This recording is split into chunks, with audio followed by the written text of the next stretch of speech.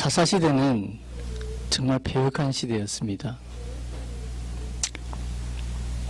근데 그 패역한 시대의 마지막에 이제 블레셋과 이스라엘이 전쟁을 하게 됐습니다. 전쟁을 하게 됐는데 패역한 이스라엘 백성들이 전쟁에서 패하게 됐어요. 그러니까 이거 이러다가 지겠다, 큰일 나겠다 생각하고 이스라엘 백성들이 하나님의 법궤, 지성소에 있는 법궤를 가져오면 우리가 전쟁에서 이기지 않겠나. 법궤는 하나님의 임재를 상징하거든요. 그래서 법궤를 전쟁터에 가지고 왔어요. 그런데 전쟁에서 패했습니다. 패했을 뿐만 아니라 하나님의 법궤를 블레셋에 빼앗겨 버렸어요. 전쟁에서 이긴 블레셋은 자기들이 전쟁에 이긴 것이 자신들의 신이 이스라엘의 신보다 더 강하기 때문에 이겼다, 그렇게 생각하고 자신의 신 다곤의 신전에 법궤를 가져다 놓았습니다. 근데 그 다음날 아침 일어나 보니까 다곤 신의 목이 잘리고 다곤 신의 그 신상의 팔다리가 잘려가지고 그 몸뚱아리가 법궤 앞에 엎드리고 있는 거예요. 그 다음날도 그렇고. 그래서 이건 이 법궤를 그대로 둬서는 안 되겠다 하고는 다른 지역으로 옮겼습니다. 아스돗이라는 곳에 옮기니까 법궤가 간 그 아스돗에 독종이 내려가지고 주민들이 죽거나 고통을 당하는 거예요. 그래서 이제 가드로, 에그론으로 옮겼거든요. 그런데 갈 때마다 주민들이 독종에 걸려서 죽거나 고통당하는 겁니다. 그래서 블레셋 사람들이 이거는 돌려보내야 되겠다, 이스라엘로. 그렇게 생각하는데 그냥 보내서는 안 되겠다. 정말 이런 일들이 하나님이 하셔서 그런 것인가 아닌가 우리가 시험을 해보자. 그래서 불가능한 일을 가지고 시험을 하게 됩니다.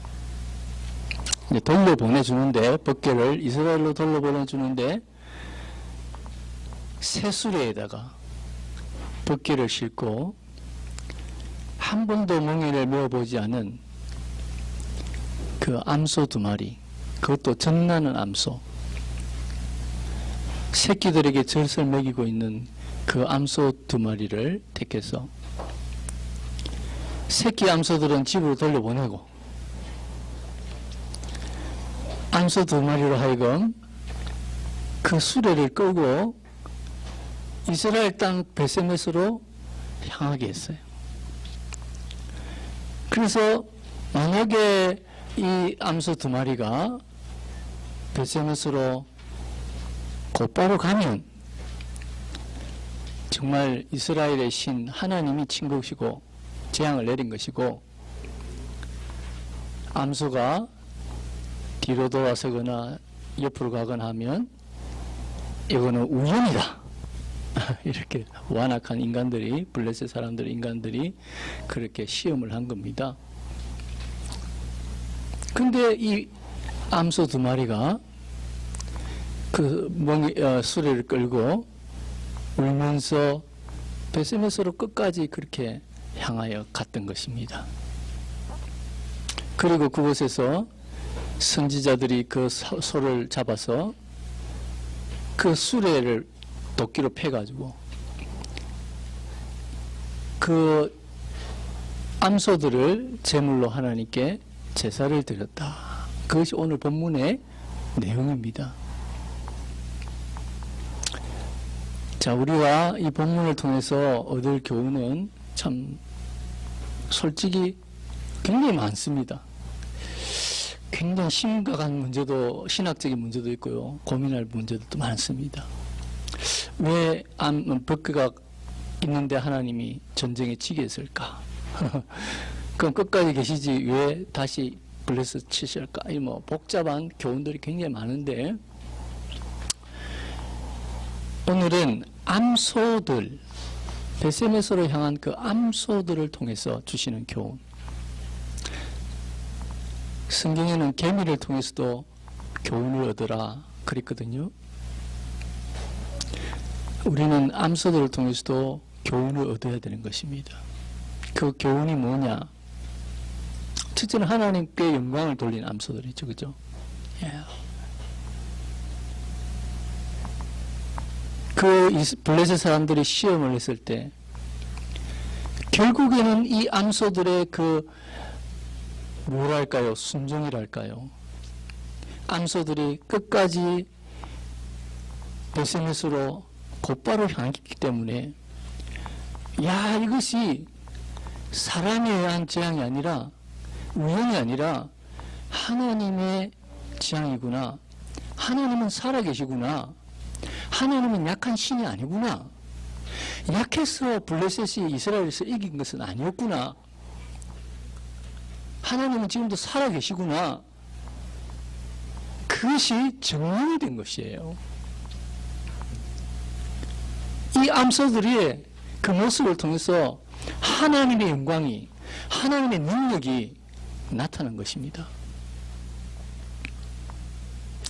그리고 이 암소들을 통해서 우리가 볼 수 있는 것은 예수님의 모습을 보게 됩니다.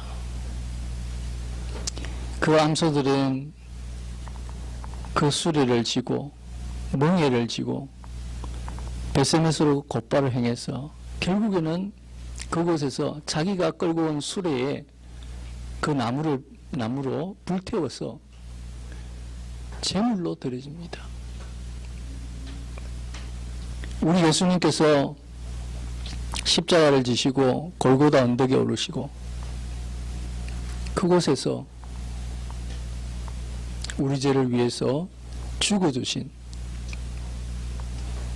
예수님의 그 십자가의 모습을 우리는 암소의 모습에서 예표로 볼 수가 있습니다. 그리고 또 한 가지는 예수님을 따르는 우리들의 모범이 되고 있습니다. 암소들이. 아, 예수님을 따르는 길이란 것이 어떤 길인가?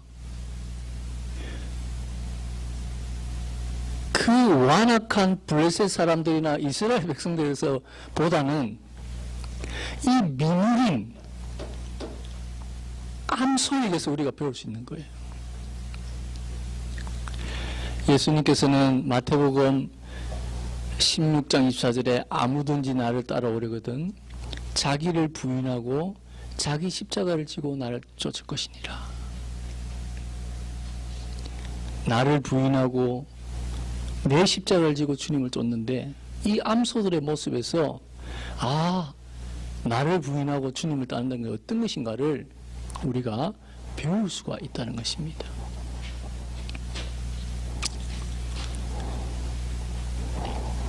예수님을 따르려면 자기 십자가를 지고 따라야 되는데, 그렇게 하기 위해서는 자기를 부인해야 된다고 했습니다. 예수님께서는. 그럼 자기가 부정하는 것이 뭐냐? 자기를 부인한다는 것을 오늘 암소들이 너무 잘 보여주고 있습니다. 첫째로는 뒤로 돌아서지 않기 위해서 모성의 본능을 부정했습니다. 암소들이. 고약한 인간들이 시험을 했죠. 암소 2마리를 택했는데 그것도 젖나는 암소, 새끼에게 젖을 먹이는 암소를 택했습니다. 그리고는 그 송아지들을 떼어서 집으로 돌려보내고 뒤로 돌려보내고 반대 방향으로 암소들을 향해 가게 했습니다. 얼마나 잔인한, 인간으로 생각해 보십시오. 젖먹이는 어머니와 젖먹이는 아기를 강제로 떼는다고 생각해 보세요. 영원히 못 만나게 한다고 하세요. 생각해 보세요. 얼마나 잔인한 일입니까? 그죠? 그렇게 인간이 잔인하게 했던 것입니다. 그런데 이 암소들은 뒤로 돌아보지도 않았습니다. 뒤로 돌아가지도 않았습니다. 그렇다고 그들이 감정이 없었느냐? 오늘 성경의 본문을 보니까 울면서 갔다고 했습니다.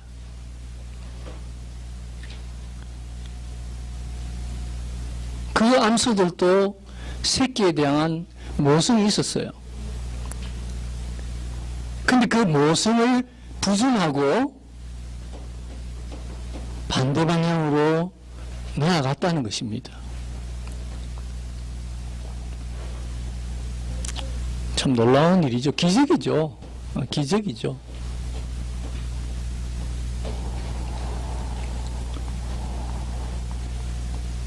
가장 약한 것이 사실은 우리의 가장 강한 것이 모성이고 부성입니다. 그렇기 때문에 또한 가장 약한 부분이 모성이고 부성입니다. 이 부분이 우리가 약해요. 그래서 여러분 사건 사고들 보세요. 거의 자녀들하고 관련되어 있습니다. 딱 깊이 들어보면 자녀 문제와 관련되어 있어요. 가장 취약한 것이 부성과 모성입니다. 그래서 하나님께서는 아브라함에게 누구를 바치라고 했습니까? 독자 이삭을 바치라고 했죠. 가장 어려운 거예요. 아브라함이 이랬을 거예요. 마음으로는 차라리 하나님 나를 죽이십시오. 어떻게 내 자식을 내가 죽입니까? 그게 부성이잖아요. 모성이고. 근데 하나님이 그것을 요구하셨습니다. 왜? 하나님 자신이 독생자 예수 그리스도를 십자가에 넣어주신다는 것을 보여주기 위해서 아브라함에게 사건을 보여주신 것입니다. 하나님께서 그 부승을 극복하시고 우리에게 당신의 독생자를 넣어주신 것입니다. 우리도 마찬가지입니다. 우리에게 가장 취약한 것이 자녀 문제입니다. 자녀 문제에 걸리면 우리는 넘어지기가 너무 쉬워요.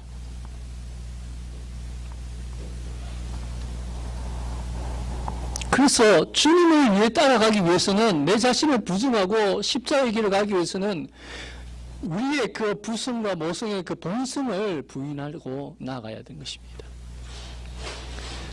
마태복음 10장 37절 아비나 어미를 나보다 더 사랑하는 자는 내게 합당치 아니하고 아들이나 딸을 나보다 더 사랑하는 자도 내게 합당치 아니하고 예수님 말씀입니다. 나를 따라오려거든 굉장히 쉬운 문제가 아닙니다. 자녀의 문제를 부정할 수 있을 때에 정말 주님의 길을 따라갈 수 있는 것입니다.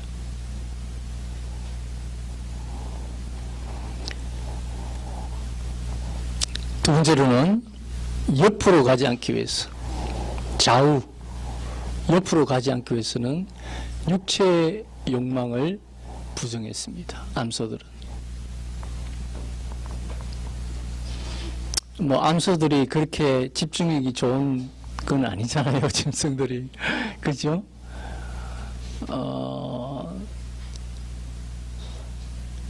들리는 것이 있으면 듣고 보는 것이 있으면 보고 먹고 싶은 것이 있으면 가서 먹는 것이에요. 그런데 베세메스로 향하는 그 길은 10km가 넘는 길입니다. 10km를 넘는 그 길을 좌로도 우로도 치우치지 않고 나아갔다. 이 기적이 아니겠습니까? 그것도 멍에를 처음 매본. 멍에를 맸다는 것은 뭐 그래도 훈련이 받았다. 과거에 멍에를 매보고 한번 가보는 길이 있다. 그러나 이 소들은 멍에도 매보지 않는. 근데 그 멍에를 처음 맺고 무거운 수레를 끌고 10km 이상을 좌로도 우로도 치우치지 않고 나아갔다.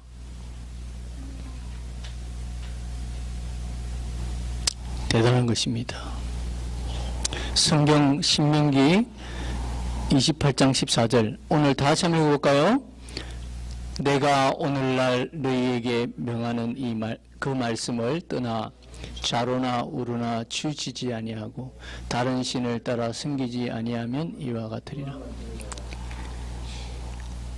하나님의 말씀을 지키기 위해서는 좌로나 우로나 치우치지 않아야 된다 했습니다. 이 율법책을 너희 입에서 떠나지 말게 하며 좌로나 우로 치우치지 아니하면 형통하리로다. 그 성경의 말씀이에요. 우리가 하나님의 말씀을 바로 지키기 위해서 좌로나 우로나 말씀에서 치우치지 않기 위해서는 여러분 우리의 욕망을 부정해야 됩니다. 그렇지 않고서 말씀을 지킬 수가 없어요.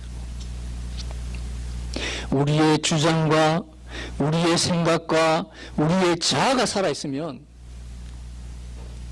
말씀을 지킬 수가 없어요. 내 생각대로 하거든요. 또 세상의 주장과 세상의 사상과 세상의 유형을 따라간다면 말씀을 지킬 수가 없어요. 그런 것들을 부정해야 좌로나 우로나 치우치지 않고 말씀을 따라 나아갈 수가 있는 것입니다. 자, 세 번째로 이제 앞으로 나아가기 위해서는 자신의 생명에 대한 본능을 부정했습니다. 이 암소들이 나아가는 그 마지막에는 칭찬이 있고 환호가 있고 야 대단하다 암소들 너희들 굉장하다 그게 없었습니다. 그들을 맞이하고 있는 그것은 죽음이었습니다. 그들이 도착한 후에 그들은 각을 떠서 제물로 바쳐졌습니다. 암소기 때문에 감정이 없을 것이다. 몰랐을 것이다. 그렇지 않대요. 소들도요, 도살장에 끌려가면 운답니다. 그거 안답니다. 눈물을 흘린답니다. 오늘 이 본문에서도 암소들이 울면서 갔다 했습니다. 물론 새끼들을 향한 그것의 본성의 모성에서 울었겠지만 자신 앞에 있는 바로 앞에 있는 죽음, 아마 그 죽음도 그들이 본능적으로 알지 않았겠어요? 그러나 그들은 죽음을 향해 나갔다니까요. 여러분, 죽음을 향해 뻔히 보이는 죽음을 향해 나간다는 게 얼마나 어렵겠습니까? 이 암소들이 그렇게 앞으로 향하기 위해서는 자신의 생명에 대한 본능을 부인해야 했다는 것이죠.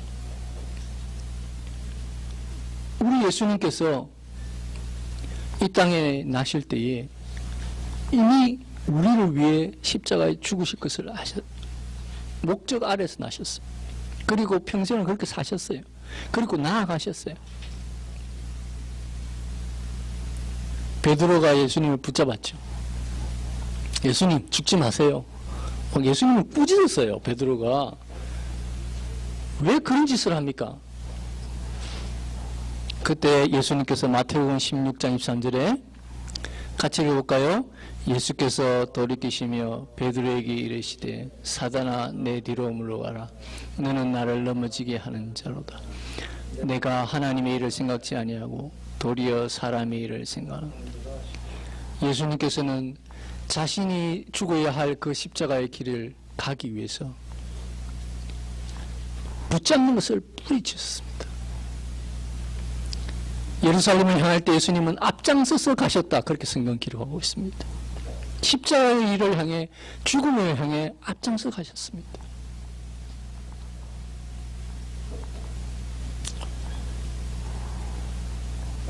사랑하는 성도 여러분, 우리들도 끝까지 주님의 길을 향해 나아가기 위해서 우리의 생명을, 본성을 부인해야 가능한 것입니다. 안타까운 것은 많은 헌신자들이 헌신을 합니다. 안 하는 게 아니에요. 헌신을 했어요.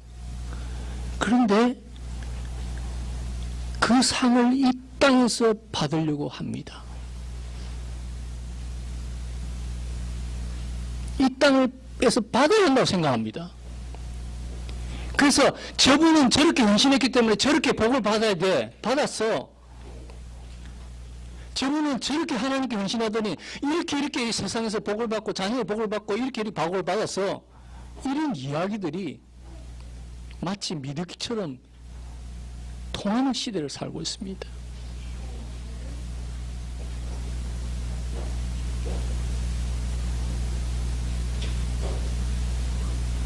끝까지 목표에 가서 죽는 그런 헌신이 아니라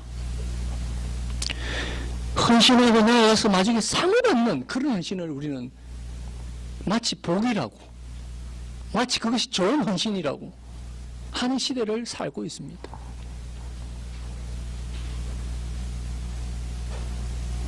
그래서 수많은 헌신자들이, 수많은 주의 종들이 마지막에 자신의 공동탑, 하나님께 평생 일했던, 성신했던 것들을 다 무너뜨리고 하나님 영광 다 가리고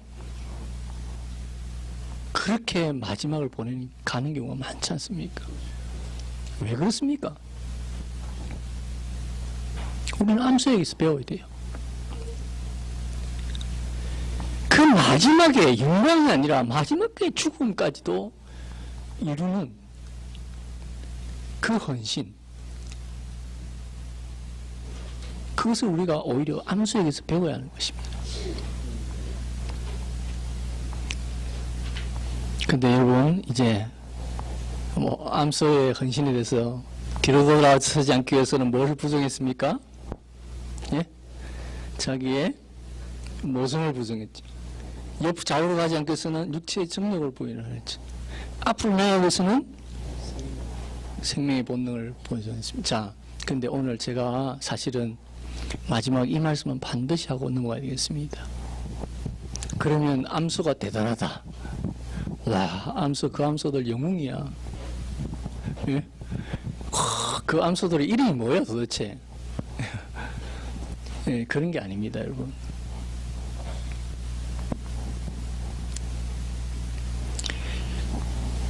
이 본문의 사건을 통해서 마지막으로 제가 꼭 짚고 넘어가야 될 것은요, 이렇게 하신 것은, 암소들을 사용하신 것은 하나님의 역사고, 그들은 단지 하나님의 손에 붙잡혀 쓰임받았다는 것입니다. 수많은 암소 중에 그 두 암소는 하나님의 뜻을 이루기 위해서, 하나님 영광을 위해서 쓰임받았어요. 선택받았어요. 비록 그들의 삶을 두고 보면 불행한 거 보이지만 하나님의 손에 붙들린 암소들이에요. 하나님의 손에 쓰임받은 것들이라는 것입니다.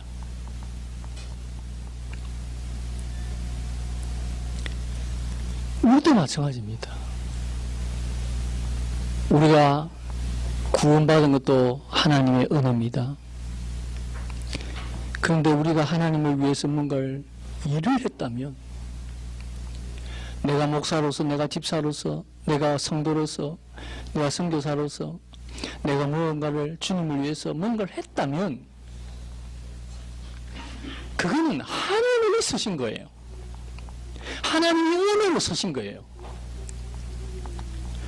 하나님이 쓰셔서 자신의 영광을 드러내고 우리에게 교훈을 주고 하나님이 도구로 사용하셨다는 것입니다. 그래서 여러분, 우리가 쓰임 받는다면 그것도 철저히 하나님 은혜예요. 암소들이 대단한 거 아니에요. 여러분, 솔직히 이야기해 봅시다. 암소들이 의지적으로 자기의 부정했겠습니까? 자기 본능을 할 수 있었겠어요? 전혀 아닙니다. 결코 할 수 없습니다. 짐승이. 아니, 인간도 할 수 없습니다. 우리가 주님을 위해 뭔가 착한 일을 하고 좋은 일을 했대도 그건 우리가 아니에요. 하나님이 쓰신 거예요. 우리는 죄인이고 우리는 약해요. 오늘 자기 부정에 대해서 나눴지만 여러분 중에 저와 여러분 중에 누가 그렇게 할 수 있는 사람이 있습니까? 솔직히 그 상황에서 나 할 수 있다고 장난할 수 있는 분 있습니까? 우리가 그렇게 해야 되겠지만 그렇게 한다면 그것도 하나님의 은혜입니다. 내가 잘나서 한 게 아니에요. 모든 것이 하나님의 은혜예요.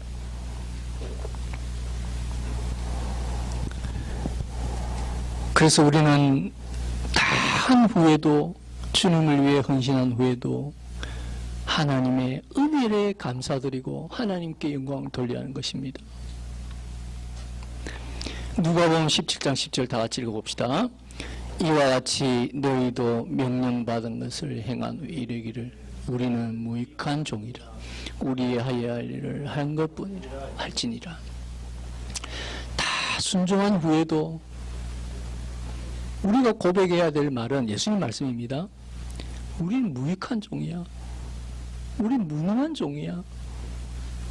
다 하나님이 하셨어. 그렇게 해야 된다는 것입니다. 사도 바울도 그렇게 보겠습니다. 사도 바울 고린도전서 15장 10절 그 앞에를 보면 자신이 얼마나 헌신했는가를 보여줍니다. 매를 맞고 주를 위해서 어떻게 복음을 전했는지를 보여주고 있습니다. 그런데 그가 그렇게 고백합니다. 그러나 나의 나된 것은 하나님의 은혜로 된 것이다. 내가 잘났어, 내가 대단했어, 그런 거 아니다는 거예요. 내게 주신 그의 은혜가 헛되지 않았어. 내가 모든 사람보다 더 많이 수고하였으나 죽도록 수고했죠. 그러나 내가 한 것이 아니요, 나와 함께 하신 하나님의 은혜로다. 모든 영광을 하나님께 돌리는 것입니다. 그것이 주의 손에 붙잡힌 자들이, 주의 손에 승인받는 자들이, 주의 일을 하는 사람들이 고백해야 할 결론인 것입니다. 구원받은 것도 하나님의 은혜요, 내가 주를 위해 일하는 것도 하나님의 은혜다. 꼭 기억하시기 바랍니다. 이런 믿음으로 참 베세메스를 향했던 그 암소